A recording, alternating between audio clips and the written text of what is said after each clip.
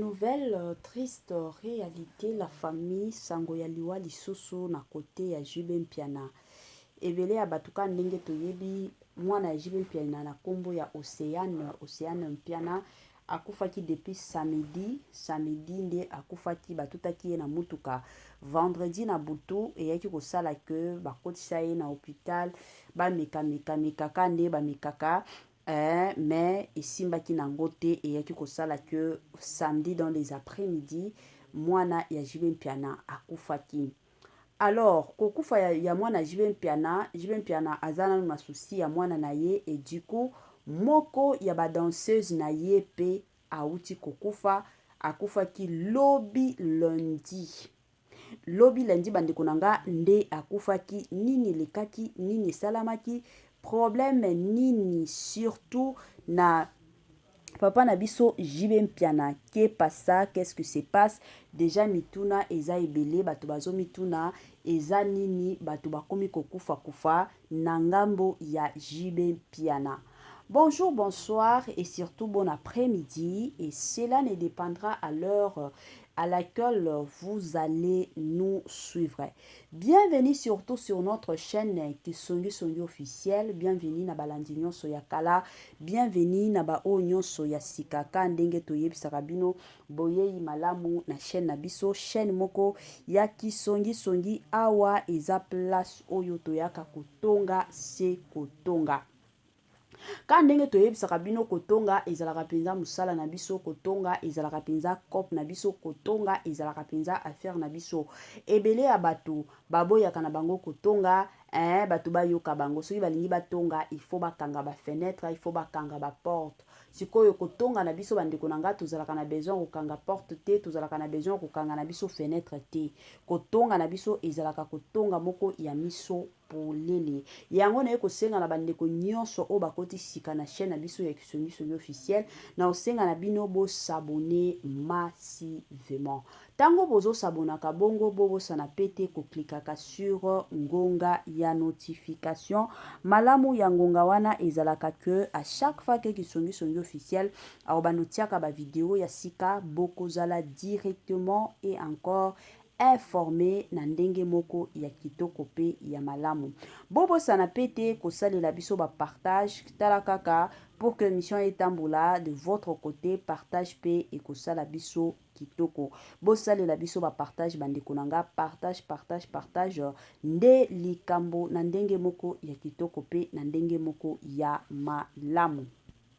Mama année ya sika solo ya sika agrandissement des troisième jambe qui mobile et salakate pe ezamukie mama azo sepela te na mbetu na gavke elamuki feti ezongi ba mama ona ba problème ya mabota myome fibrome trompe kiss règle abondante ménopause ata okomi na 65 ans mama okobota mwana yoka bien dépression maladie mentale autisme ata mwana alobaka te mobulu makasi tope alalaka te tozali na solution na gavker bona loposo totikali nsima te vergete babengi nduta bouton tache 5 jours ya pamba oteli lokola lilala te uniforme tozali na gamme complète ya kopakola ya injection ya comprimé ya suppositoire esengo ezali mama olingi ovimbisa tolo pe nsima sans opération benga biso na lombango papa mama yo oyo otungisama mingi na maladie hémorroïde interne tope externe yoka na 2 jours ya pamba omoni changement ya solo ebongo na bokono ya diabète AVC tension tope obésité gavker kolo solution perte de poids naturellement okokota salle de sport teo kisi ya comprimé pe injection na gavker ozongi mobimba. Ba produit na biso ezali 100% naturel et salemi na ba plan na ba industrie ya Allemagne pe Angleterre na gavker oko sepela. La santé n'a pas de prix, la santé n'a pas de prix. Quand ndenge toyebisaka bino bandeko nanga batela santé na yo soki okobatela santé na yo mutu moko te akotikala kobatela santé na yo. Yango eza toujours ya malamu en tant que mutu toyebaka ndenge ya kobatela ba santé na biso. Yango gavker ayeli biso ba solution ya kitoko pe ba solution ya malamu pona bandeko nyonso oyo baza na problème ya santé. Soki santé ezotungisa yo, benga Gaf Cœur na Lombangu aya kosunga yo na système moko pe na ndenge moko ya kitoko. Ba joyeux anniversaire na bandeko nyonso oyo bazo célébrer ba anniversaire na bango lelo. Na ebike boza ebele oyo mukolo ya lelo le 25 mars bozo célébrer ba anniversaire na bino. Yango kisoyo songi officiel na équipe mobimba toye penza ko souhaiter bino ba joyeux anniversaire na ndenge moko ya kitoko pe na ndenge moko ya malamu. Nos sincères condoléances na bandeko nyonso oyo bazana matanga, y compris papa chéri Jibe Mpiana oyo akufeli mwana akufeli lelo danseuse lisusu na ye. Bandeko nanga toye ko présenter ba sincères condoléances na ndenge moko ya kitoko pe na ndenge moko ya malamu. Courage na bandeko nyonso kande boyebi ozoleka to ozolekisa ba mama moko difficile kande boyebi vie eza na ba réalité ebele eza na bato mosusu soki makambo ekomi kokomela ye ebele akomi kokanisa ta komiboma na yo te komiboma na yo te vie eyaka toujours na ba surprise ata soki lelo simbi te lobi ekosimba ezalaka bongo eza te ke non parce que lelo ezosimba te c'est fini pour toi te. Kangama na Yesu, nzala na Yesu, mutu na mutu, azalaka na jour na ye, mutu na mutu, azalaka penza na ngonga na ye. Voilà. Tokota na makambo ya papa chéri, tokota na makambo ya Jibe Mpiana bandeko na ngai, makambo sur makambo, dossier sur dossier, ya somo sur somo, ya pasi sur pasi, ka ndenge na uti kobetela bino lisolo awa bandeko na nga kolala kolamuka na sango ya pasi, kolala kolamuka na sango lisusu ya mawa. Ebele ya batu biso nyonso toyebaki liwa ya mwana ya Jibe Mpiana na kombo ya Océane oyo akufaki le 22 plutôt le 22 mars 2025 akufaki na Paris ba tutaki ye na mutuka akendaki na ye ka ndenge mutu nyonso akendaka kosala sport na kozonga na ye tango azozonga nde batutaki ya kotuta. C'est ainsi que bamema ye na hôpital bameka kosala nyonso oyo ifalaki basala mais esimbaki te eye kosala que lundi et dimanche samedi plutôt samedi wana nde na ba après-midi nde ayaki kokufa. Sango biso na Congo toyaki kozwa ngo ezalaki vers ba 16h 17h nde toyaki kozwa ba sango ke mwana ya Jibe Mpiana atikaki biso. Toye kovanda ka boyi lobi na butu baya koyebisa biso ke moko ya ba danseuse ya Jibe Mpiana pe auti kokufa. Danseuse ango kombo na ye nani? Danseuse na kombo ya Agnès Mbo. Na bandi ebele ya batu bayebi danseuse wana mutu balobi na kokata lokete ndo kokata lokete bandeko na ngai ka ndenge boyebi awa akufi aza lisusu te loketo na ye moye akatango lisusu sur stage eza lisusu te.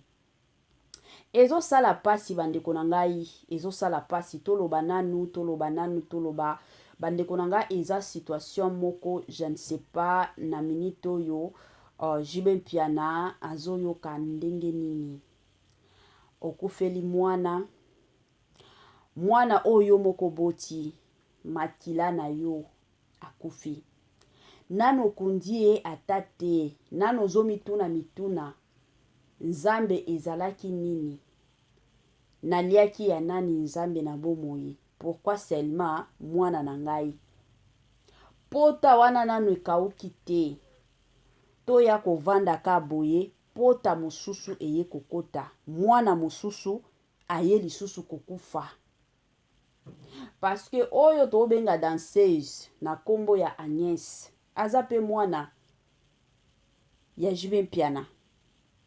Toyebi biso nyonso entreprise nyonso boza na orchestre moko boye président na bino fondateur to fondatrice na bino tobenga ka bango bakoma ba papa bakoma ka ba mama ezalaka bongo sikoyo oya kovanda ka boye directement bandeko na ngai oya koyoka kie ndenge eza boye mwana pe oyo ya musala na yo akufi. La famille eza situation moko eza vraiment dur à supporter eza situation moko inexplicable ezoka musanga koya komona lelo analyse ya bandeko na biso ebele ya bakongolais oyo bazoya kofinga pe koakize JB Mpiana ke aloba vérité. Il y a même de ces personnes qui non JB Mpiana amitubela. Pourquoi? Parce que pour na bango ce n'est pas normal ya komona que bato bakomi kokufa ka boyi. La plupart des gens se disent que JB Mpiana ayebi ye mutozo lekisaka alekisaki Seguin Mignon alekisaki Zulema alekisi awa ye kolekisa mwana na ye oyo ye moko abotaki awa ye kolekisa lisusu danseuse na ye. La famille boyebi ke eza na bato ebele na Congo na biso bakanga bango bandoki me batikala kozala na kindoki te. Boyebi bokanga muto yo ndoki mais peut-être ndoki azaka pembeni na bino ye muto osalaka misala mais azobimisaka mutu mosusu ezalaka bongo. Yango bomonaka ta na bafamille bino bozokanisa koko na bino oyo akola aza soki na 80 ans 85 ans peut-être aza na kindoki te. Zoka ndoki ya vi na bino eza peut-être yaya na yo, eza peut-être mama na bino, eza peut-être papa na bino yende ndoki. Mais bino nyonso miso na bino eza kaka epa ya koko. Pourquoi? Parce que yende aza kokola. C'est de la même façon na makambo bozolo ba pona JB Mpiana. Tellement na Congo na biso to mona ka batu o ba yemba ka ba musique profane bango bazalaka na kisi. Bango pona succès il faut kaka kisi. Yango bo mona ta ba témoignage ya batu ebele bayaka oh musicien kingandi tokutanaka. Mais vous oubliez que lelo oyo même des musiciens chrétiens ebele bazana kisi ya makasi ebele bakota na bandako ya banganga. Bino moko bomonaka ba témoignage awa bomonaka ndenge banganga bayaka kobimisa ba makambo nyonso na poisa. Biso nyonso tomonaka. Mais la plupart des gens biso tomonaka kaka bao bayimbaka musique ya mokili bango nde bandoki. Kutu mutu kingandi ye kutu ndoki n'en parlons même pas. Mais to obosanaka ke bandoki mosusu bazalaka ba famille na biso. C'est vrai situation oyo ekomeli JB Mpiana. Eza situation moko bandeko na ngai soki ovandi kibo mwana nzambo za en tant que mwana nzambo ovandi penza na situation oyo. Bokoya ko comprendre makambo ebele. Ebele abatu bakotika ba accusation oyo bazosala envers JB Mpiana. Ebele abatu bakozonga bazala batu. Dans tout ça, JB Mpiana n'est pour rien bandeko nanga. Biso nyonso toyeba succès ya JB Mpiana. Ndenge bandaki. Ebele ya batu toyeba succès oyo JB Mpiana zalaki nango. Mais na succès wana totikala komona te keno mutu kingandi akufaki. Totikala komona ngo te. Kaka lelo oyo kutu azalaka lisusu ata na succès ya malunga te. Lelo oyo JB Mpiana bandeko nanga ka ndenge biso nyonso toyebi. Ayembaka na ye à l'occasion. Soki peut-être matanga ezali ka ndenge orchestre na ye e animaki jour ya matanga ya Mignon Seguin bakie ba animé. Jour ya libala mwana na ye Abraham bakie ba animé. C'est fini. Donc deko yemba oya yembaka na mwa ba concert a mike kaka ndenge ezalaka.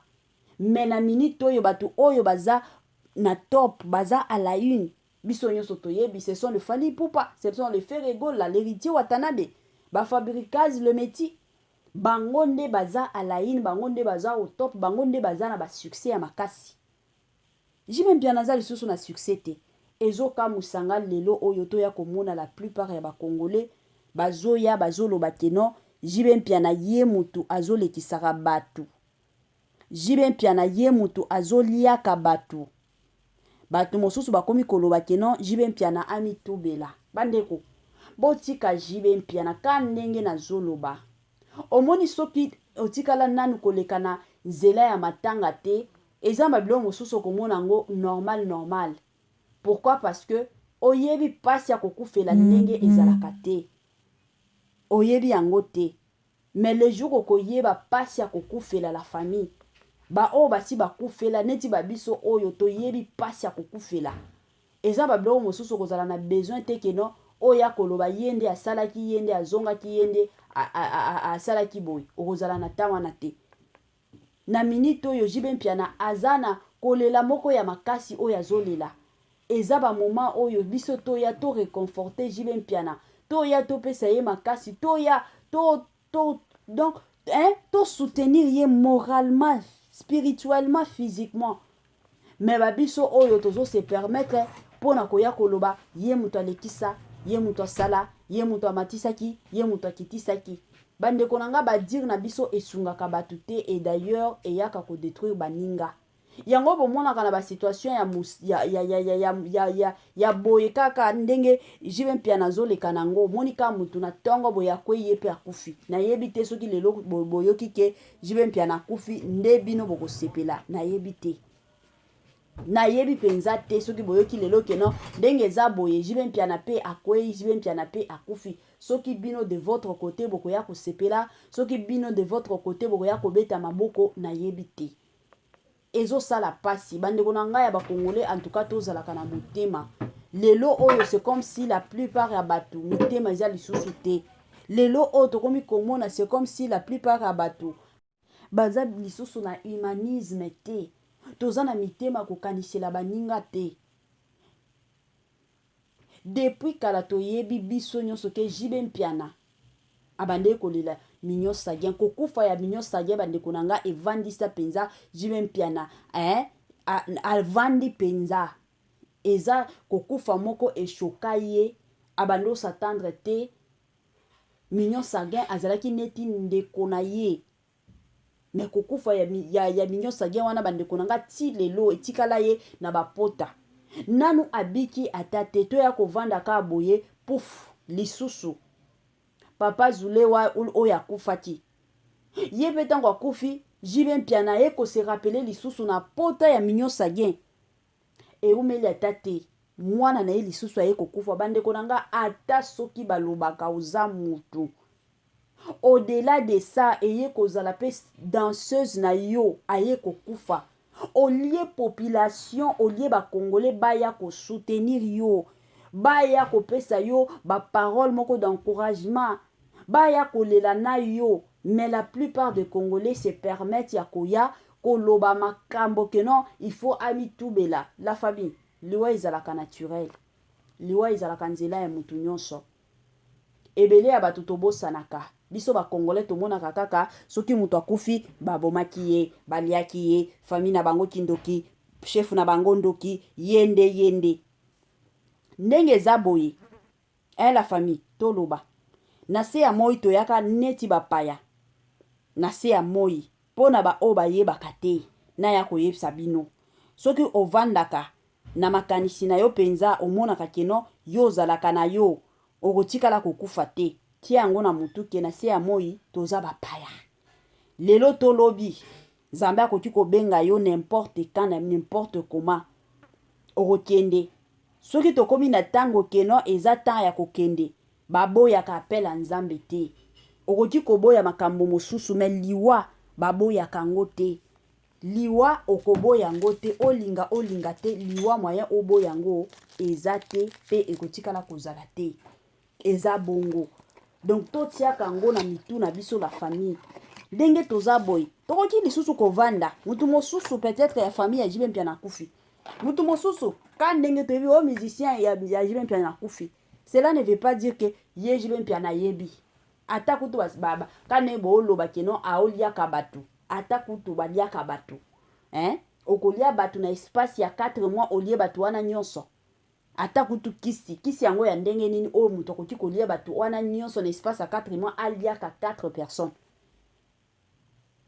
eloba ata batu mosusu balobi na kisi basengaka mutu oyo lingaka makasi oyo penzo lingaka makasi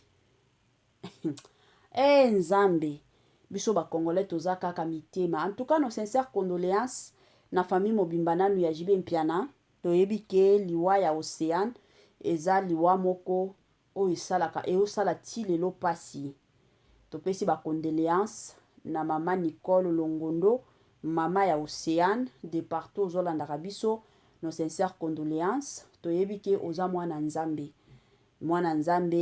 c'est vrai ezosala pasi ya makasi mais nzambe ye moko ayebi kande nalobaka toujours na bémission na nga mosusu ke parent nyonso rêve na ye ezalaka bana na ye bakunda ye ezalaka rêve ya parent te ke non avanda ye abandaka kokundaka bana na ye te rêve ya parent nyonso ezalaka nakola bana bakunda ngai. En tout cas toyo ko présenter ba condoléances epai na yo nzambe oyo serviraka nzambe oyo sambelaka apesa yo penza makasi apesa yo pe kimia motema et surtout na osenga na yo koyoka makambo ya ba réseaux sociaux te réseaux sociaux eza na ba réalité nango mutu na mutu azosala analyse selon ba conflit selon ba rando oyo aza nango na mutu. Il y a de ces personnes non parce qu'alingaka na ye jibe mpiana te akoya koloba nyonso oyo akolinga aloba pona kobebisaka moral ya baninga pona kobebisaka ka kombo ya mutu. Alors je te prie na famille mobimba bolanda badir ya ba réseaux sociaux te prière na biso eza ke molimo ya mwana na bino na kombo ya Océane ekende kopema na kimia. Bwana pe topesi ba sincère condoléances na famille ya danseuse Agnès Mbo de partout au bolandaka biso en tout cas ba sincère condoléances nzambe alola apesa bino makasi kandenge tooloba toolobela mama Nicole bino pe bolandela makambo ba réseaux sociaux te parce que ndenge tozabwe na ba réseaux sociaux il y a de ces personnes au balingaka papa chéri te alors ndenge balingaka ye te ce qui est normal bakolinga toujours baya koloba mabe na kombo na ye alors babilo mosusu bolandaka te liwa ezalaka nzela ya mutu nyonso eza na mutu moko te o akoloba te kino nga na kotikala kokufa te mutu nyonso akokufa eza bongo donc courage na bino nyonso bozolandaka biso na ndenge moko ya malamu. Voilà la famille tokomi na mwa suka ya partage na biso ka ndenge toyebisaka bino biloko ya kitoko eumelaka te. Bye bye.